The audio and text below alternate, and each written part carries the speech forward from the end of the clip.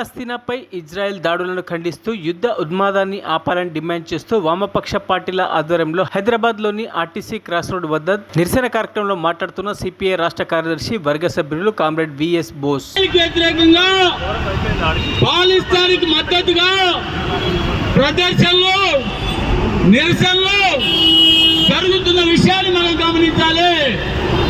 ఈ రోజు ఉన్నటువంటి పరిస్థితుల్లో ప్రపంచం అంతా కూడా మానవాళి నశించే యుద్ధోన్మాదానికి సపోర్ట్ చేస్తున్నటువంటి దేశాలు ఏవైతే ఉన్నాయో ఆ దేశాల యొక్క చరిత్ర, ఆ దేశ నాయకత్వం యొక్క పద్ధతులు మనం ఎండగట్టాల్సిన అవసరం ఉన్నది.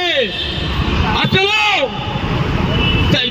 దేశమే లేనటువంటి ఇజ్రాయెల్కి ఒక దేశాన్ని ఇచ్చి మీరు పరిపాలించుకోండి, పక్కన పాలిస్తానే ఉంటుంది, ఇద్దరు సమంగా బతకండి అని చెప్తే ఇంటికి వచ్చి ఇంటి వాసాలకు పెట్టినటువంటి దుర్మార్గుల్లాగా ఇజ్రాయెల్ మొత్తం పాలిస్తానాన్ని కబ్జా చేయడానికి ప్రయత్నం చేస్తుంటే ఆ కబ్జా ప్రయత్నంలో అమెరికా ముందు నుంచి కూడా ఇజ్రాయెల్ కి సపోర్ట్ ఉండడం అనేది తీరని అన్యాయం అని మనం తెలియజేస్తా ఉన్నాం.